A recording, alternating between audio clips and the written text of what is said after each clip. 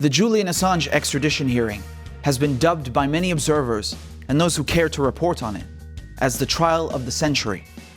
I was there at the Old Bailey in London, and I witnessed firsthand the hearing unfold.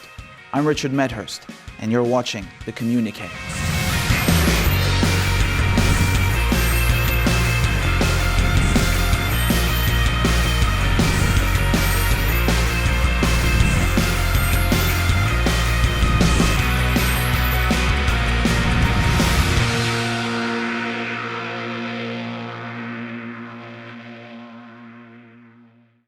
The United States is charging Australian journalist and WikiLeaks founder Julian Assange with 17 counts under the Espionage Act, each carrying with it a maximum sentence of 10 years and an additional count under the Computer Fraud and Abuse Act, carrying with it a maximum sentence of 5 years. If Julian Assange is extradited to the United States, he faces up to 175 years in a maximum security prison. All of this for the crime of journalism. The successful prosecution of a journalist under the Espionage Act is unprecedented. If convicted, this will have grave ramifications and far-reaching implications for journalism worldwide. On the morning of September 7th, 2020, Julian Assange was re-arrested in his jail cell just as his hearing was set to resume at the Old Bailey in London. He hadn't seen his lawyers for 6 months due to COVID restrictions, and communication with them was extremely limited, making it virtually impossible to coordinate any sort of defense. Julian Assange's defense team made it very clear to Judge Baretzer the obstacles that Julian was presented with this entire lockdown. They asked her for more time, that she adjourn the hearing until January 2021 so that he could build a better defense, even though this meant more time in solitary confinement for Julian Assange.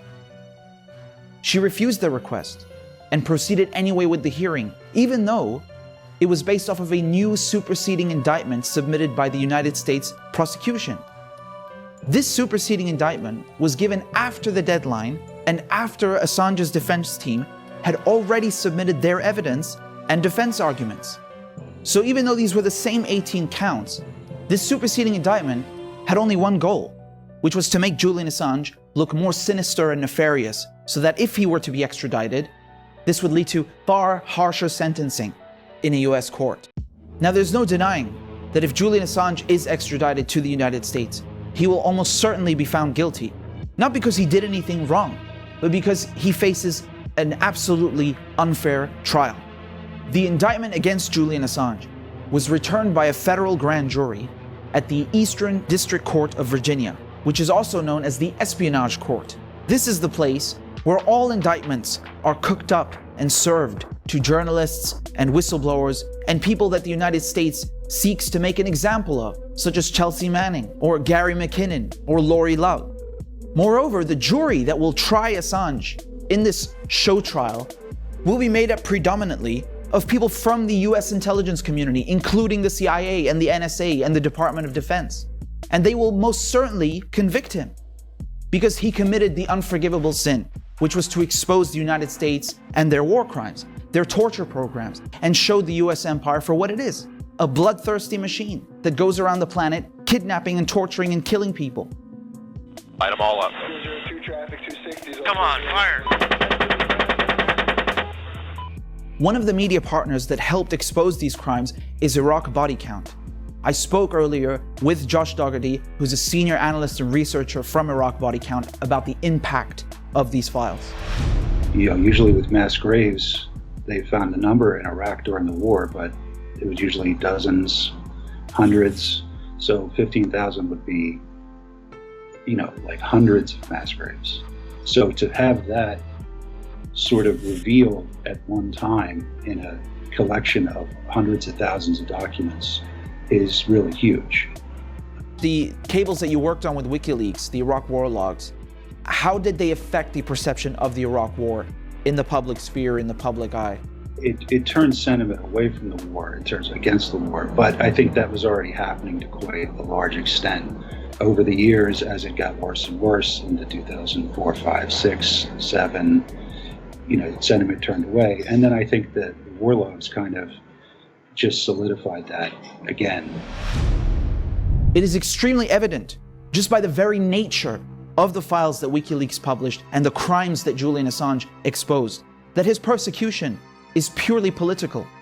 Julian Assange is being charged under the Espionage Act, which since its very inception has always been a political tool designed to silence political dissidents. It was used against Eugene Debs, a presidential candidate who spoke out against the First World War in the draft. He was stripped of his citizenship and jailed for 10 years. It was used against Daniel Ellsberg, who worked on the Pentagon Papers. It's used arbitrarily against journalists and others who go against the US empire. We mustn't forget that until his arrest in 2019, Julian Assange, when he was dragged out of the Ecuadorian embassy in London by the Metropolitan Police, his only crime in the UK was jumping bail. Within 15 minutes, a judge declared him guilty and sent him to spend 50 weeks, the maximum sentence, in Her Majesty's Prison, Belmarsh. This is a Category A maximum security prison where only terrorists and the worst of the worst are sent. That alone tells you everything you need to know. He was given the maximum sentence so that the United States Department of Justice would have ample time to prepare this indictment against him, and surely enough, it came. In court, we heard stark reminders how several officials from the Trump administration have publicly commented about how they want to go after Julian Assange, not because he actually committed any crimes, but because this is a political witch hunt. Secretary of State Mike Pompeo in 2017 said that WikiLeaks was a, quote, non-state hostile intelligence service. Former Attorney General Jeff Sessions clearly pressured the Eastern District Court of Virginia to serve this indictment against Assange. And Donald Trump himself has gone back and forth and flip-flopped on his story regarding Assange. In 2010, he said Assange deserves the death penalty. Then in 2016, he said, I love WikiLeaks. And then in 2019, he said he doesn't know anything about WikiLeaks and he's never heard of it. At one point, Judge Barretzer even inquired whether the US presidential elections on November 3rd would impact the case, and said that she would only give a final ruling after the elections. She inadvertently admitted that the trial is political. We mustn't forget that Julian Assange is an Australian citizen in the United Kingdom. He is not American, he has never committed a crime in the US, and he does not owe anything to the US. Nonetheless, the United States is reaching its tentacles all the way across the Atlantic and trying to kidnap a journalist it does not like because he exposed their war crimes. So while they're charging him under US law, they're also denying him any privileges and rights under US law. Secretary of State Mike Pompeo said that Julian Assange has no First Amendment rights because he's all the way in London. So why are they going after him if he's all the way in London? As I said in my statement outside the Old Bailey, this might be the City of London. The court might be physically located in the UK, but it is the United States that is holding the gavel. And let it be noted how on the very first day, over 40 human rights organizations and observers and NGOs and MEPs had their access revoked to the trial so that we could not watch what was happening inside of this hearing. During the extradition hearing, we had a total of 47 expert witnesses that were called to the stand. 3 of them were called by the prosecution, but all the rest were called by the defense. So every time someone would take the stand, we'd see the same pattern from the prosecution. James Lewis, QC, who was heading the prosecution, would come and ask if they had been paid to testify on Assange's behalf. He would then cite public comments or even petitions that they had signed or open letters as proof that they were somehow biased in Assange's favor. Then we would see the prosecution try to attack the expertise of these witnesses and their respective fields. Highly embarrassing moments which pointed out how hollow the entire case being put forward by the prosecution really was. And then all of a sudden Judge Barretzer says that we're out of time and she wants to rush through all of the witnesses. And so this culminated in seeing the defense having to scramble to summarize witness statements into written form instead of having witnesses come and testify and read them out as fast as possible so that they may be submitted into the record. You must remember that the witnesses were also lumped with hundreds of documents, sometimes 24 hours before they were set to testify by the prosecution. This was a dirty tactic among many used by the prosecution. You know, at first they would argue that Julian Assange was somehow not a journalist. And then they would argue that even if Julian Assange is a journalist, there's no law preventing them from prosecuting journalists. Just brazenly trying to make this point. Then of course it came to the issue of Julian Assange's mental and physical health. You see, this was a necessary evil because although these were highly personal matters, his defense had to argue this in court because under Section 91 of the Extradition Act, one can block an extradition if it poses a significant risk to the defendant's physical and mental health. And of course, the prosecution attempted to refute all the diagnoses. They attempted to say that Julian Assange does not have Asperger's and that if he does have depression, well, it's a mild depression, not a moderate or a severe one. They tried to downplay the great risk of suicide that an extradition would pose. And then, of course, when it came to the special administrative measures, these inhumane, draconian conditions that are nothing short of torture, they tried to downplay these SAMs. You see, Julian Assange will be subjected to these extremely draconian and harsh conditions before he's even convicted of a crime. And he could spend years in pretrial at Alexandria Detention Center. Conditions that are so harsh they drove Chelsea Manning to attempt suicide. And if convicted, he will almost certainly be sent to ADX Florence in Colorado, which is a federal super maximum prison.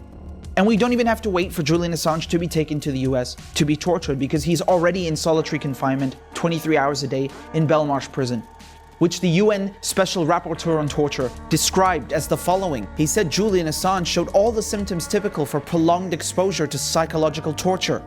Right now, Julian Assange is freezing with no heating in his jail cell. Every single day before he was set to appear at the hearing at the Old Bailey, he would be stripped naked and searched and x-rayed and then transported in an upright coffin to the courthouse, an hour and a half on the way back, every single day.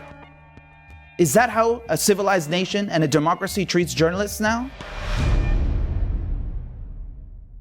Perhaps the most explosive witness testimony that we heard throughout this entire hearing came on day 17, when we heard from two former employees of UC Global. UC Global is the Spanish firm that was hired to originally protect the Ecuadorian embassy, but then ended up working for the US intelligence services and spying on Julian Assange and every single person who dared to even visit him or walk through the doors of the embassy, dismantling the phones of journalists, photographing their passports, and violating their privacy like you would not believe. They also discussed a plot to kidnap and poison Assange and make it look like an accident.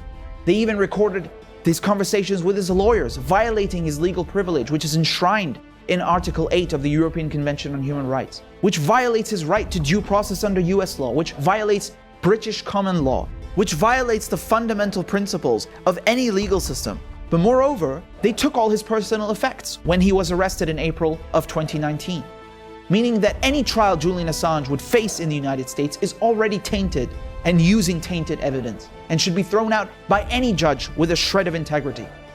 I was sitting in court right next to Fidel Narvaez, the former consul to the Ecuadorian embassy, when we heard from these former employees of UC Global.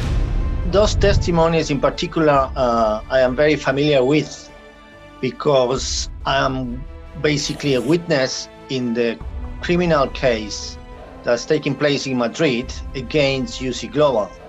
So I have previously seen, and I had access to plenty of evidence of the espionage, of the spying, in terms of videos, audios, documents, and all sorts of activities, illegal activities taking place in my embassy. But personally, what impacted me most, and what should have a lot of importance in these proceedings, I think, are the medical reports on Julian, the diagnosis that has been carried out by the highest specialist in the UK regarding his condition, basically the risk of suicide if he is extradited and subject to those inhuman conditions that we know for sure are the conditions in the supermax prisons in the US system. These witness statements from UC Global, we only heard about them on day 17 towards the end of the hearing. Do you feel that they got enough attention in court? And also, do you feel that they got enough attention in the media? No, they didn't get the attention that they deserve. Not at all. It was pity that we couldn't have the witnesses giving testimony, live testimony on camera, because that will have more impact. And they didn't have the attention that they deserve in media as well, because basically this is a political case, and I think the main playing field is outside the court, is public opinion, is what the establishment in the UK decides to do in order to put pressure on the judge, or in order to stop the extradition or to extradite him. This is going to be decided outside. That's my opinion. So even if the testimonies had attention in court, the more important thing is that they are covered by the public opinion, that the media report on them, and that doesn't happen. Fidel, how optimistic are you about Judge Barretzer's ruling? I would say that I feel more optimistic after seeing so much evidence against the extradition. Right. I don't think how she's going to justify extraditing Julian after so much evidence against the extradition on her table. Yeah? So the medical condition is undeniable. The inhuman conditions in US prisons are undeniable. The spying on him and on his legal team carried out by the United States, I think is obvious. Yeah. So I don't know how she's going to justify extraditing him. So if she wants to get out of the political pressure, because there's a lot of political pressure on her, she has the tools, she has the resources, she has the judicial cards to play well. So I'm a bit more optimistic. To me, the most shocking aspect of this entire show trial was how the court, the judge, this entire institution of supposed justice completely glossed over all of the war crimes and atrocities that were uncovered by WikiLeaks publications.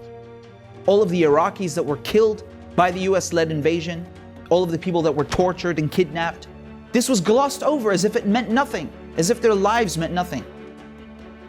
The people who committed the war crimes get off scot-free, but the journalist who exposed their war crimes is being held in a maximum security prison and facing 175 years in a US prison. Is this what they call justice? Not once did we hear the names George Bush or Tony Blair or Donald Rumsfeld mentioned in those halls of the Old Bailey. Nobody from the Bush administration was ever prosecuted for anything having to do with the Iraq War. You know, people involved in the Abu Ghraib scandals, Haditha, and all these things never got, they never got sentences anywhere near what they were trying to impose on Chelsea Manning, on Julian Assange. And, there's a glaring inconsistency with that. It's that, it is definitely that, committing war crimes and atrocities is somehow much less important than exposing them to the public without the government's permission. And of course, another allegation that we always heard is that WikiLeaks and Julian Assange were so callous and so reckless, and they endangered the lives of informants. Even though the Department of Defense themselves acknowledged during the Chelsea Manning trials, no one has ever been harmed by WikiLeaks publications, not a single soul. But the very fact that this court is giving more importance to imaginary informants while forgetting about the millions of people killed and displaced by the wars that the UK and the US started is so disgusting. I will never forget that feeling of witnessing this charade and this mockery of a show trial. Just to further disprove this allegation that WikiLeaks was somehow reckless in its publications, I spoke to several journalists who worked directly with Julian Assange and with WikiLeaks on these cables, including Stefania Morizzi, including Josh Dougherty from Iraq Body Count, and they all told me the same thing, that Julian Assange and WikiLeaks enacted the most strict and highest operational security and attention to detail in redacting cables. At that time, I'd spent about 2 months in London with all these other groups working on the documents, and the idea that it was that WikiLeaks or the other partners were callous about it is ridiculous. It's not true at all. It was actually a very big issue WikiLeaks was taking the issue very seriously. The other media partners were taking the issue very seriously, from my observation. I spoke also with Andy Worthington, a British author, historian, and journalist who is one of the world's foremost authorities on Guantanamo Bay and the United States torture and rendition programs. And he explained to me how the United States was locking up innocent men and torturing them for absolutely no reason. Prisoners seized in wartime are supposed to be actually held under the Geneva Conventions and protected by the conventions. But that didn't apply. The Supreme Court realized that men in Guantanamo who were very loudly complaining, I did nothing wrong. I was in the wrong place at the wrong time. I was caught by mistake. There was literally no way that no forum, no procedure that they could go through to enable their case to be reviewed so that the United States could admit that it made a mistake and let them go.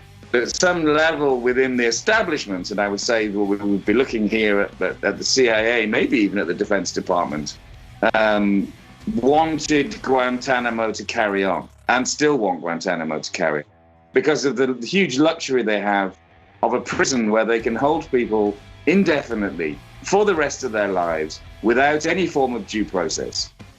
Andy, what precedent do you think this will set for press freedoms if we're jailing people who expose war crimes as opposed to those who actually commit them?